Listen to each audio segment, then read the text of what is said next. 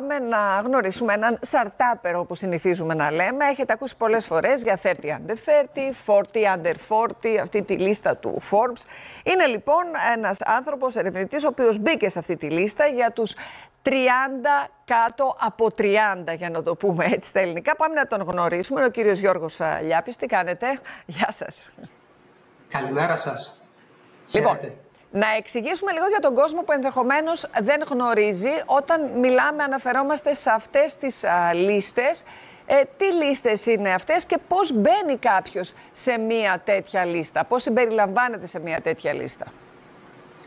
Ουσιαστικά είναι μια λίστα που δημιουργούν περιοδικά οικονομικά, όπως είναι το Forbes, το οποίο δείχνει την καινοτομία, δείχνει τους νέους οι οποίοι φτιάχνουν πράγματα, ερευνητές, επιχειρηματίες, αλλά και σε άλλους κλάδους. Και ουσιαστικά μέσα από μια διαδικασία επιλογής μπορούμε να δείξουμε στον κόσμο πραγματικά τι κάνουμε. Παραδείγματος χάρη, εμείς στην εταιρεία μας, μέσα από το πανεπιστήμιο, πώς ουσιαστικά χρησιμοποιούμε τεχνητή νοημοσύνη για να βελτιστοποιήσουμε τον κόσμο. Εσείς λοιπόν συμπεριληφθήκατε σε αυτή τη λίστα για ποια δουλειά, για να καταλάβουμε? Ουσιαστικά, για ποια πρόταση είστε?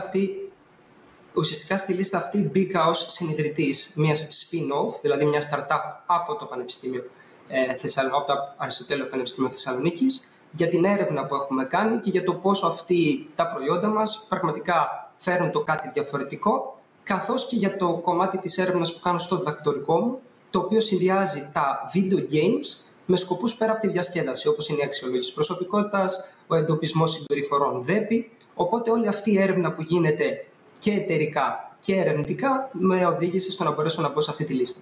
Λοιπόν, διάβασα κάτι που μου έκανε εντύπωση γιατί δεν το έχω ξαναδιαβάσει. Λέγεται τομέας σοβαρών παιχνιδιών. Τι σημαίνει αυτό?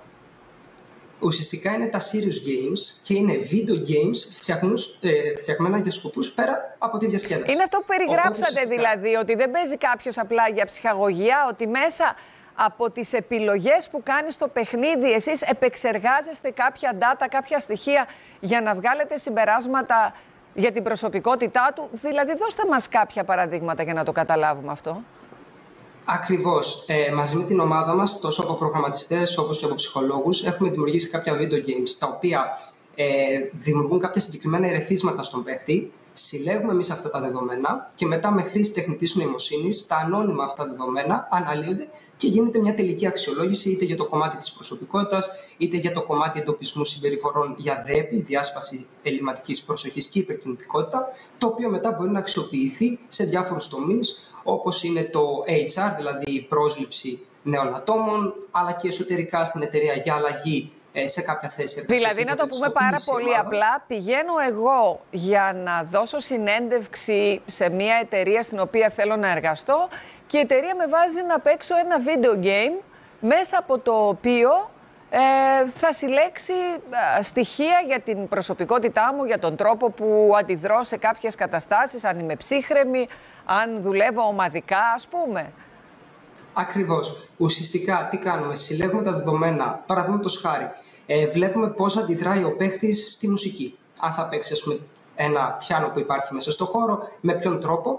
Οπότε βγαίνει μια αξιολόγηση της προσωπικότητας, το οποίο μετά ο manager, ο HR manager, ο υπεύθυνος του ανθρώπινου δυναμικού, μπορεί να το διαβάσει σε ένα report και να δει μέσα από ένα σύστημα διεπαφής πόσο ταιριάζω με τη θέση εργασίας, αλλά και με τους υπόλοιπους παίκτες. Είναι σημαντικό και αυτό που λέτε για την ΔΕΠΗ, γιατί είναι κάτι που συναντάμε πάρα πολύ συχνά τα τελευταία χρόνια, αυτή τη διαταραχή ελλειμματικής προσοχής και υπερκινητικότητας.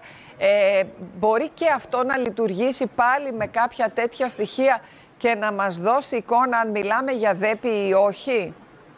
Ακριβώς. Ουσιαστικά μέσα από video games σε κινητό αλλά και σε υπολογιστή συλλέγουμε δεδομένα και μπορούμε να δώσουμε στοιχεία είτε στο παιδί, άρα και στο γονέα, είτε και σε ενήλικους, έτσι ώστε να δούμε αν υπάρχουν κάποιες συμπεριφορές, έτσι ώστε να μπορέσουν να πάνε μετά σε κάποιον ειδικό για να κάνει τη τελική διάγνωση. Εμείς ουσιαστικά και όλα τα συστήματα τεχνητής νοημοσύνης κάνουν την πρόταση και λένε κάποια στοιχεία ότι μπορεί να υπάρχουν. Πολύ ωραία. Ένα τελευταίο, το να μπει κάποιος στη λίστα Forbes ανοίγει κάποιες πόρτες, πέρα από το ότι είναι πολυτιμητικό? Σίγουρα ελπίζουμε να ανοίξει κάποιες πόρτες. Είναι μια τιμή ότι αυτή η δουλειά που γίνεται, γιατί ουσιαστικά ναι μεν πήρα εγώ την διάκριση, αλλά είναι μια ομαδική δουλειά. Σωστά. Από την εταιρεία, από όλους τους συνεργάτες μου και από όλους τους ανθρώπους που με έχουν βοηθήσει τόσα χρόνια. Και από εκεί και πέρα είναι μια προβολή έτσι ώστε να μάθει και ο κόσμος και οι εταιρείες το τι κάνουμε, τι έρευνα γίνεται και πώς αυτή πραγματικά μπορεί να αλλάξει τον κόσμο. Σας ευχαριστούμε πάρα πολύ και πάλι συγχαρητήρια, κύριε Λιάπ, και σε εσάς και σε όλη την ομάδα. Και πάμε στη Ρόδο τώρα. Σφεντόνα.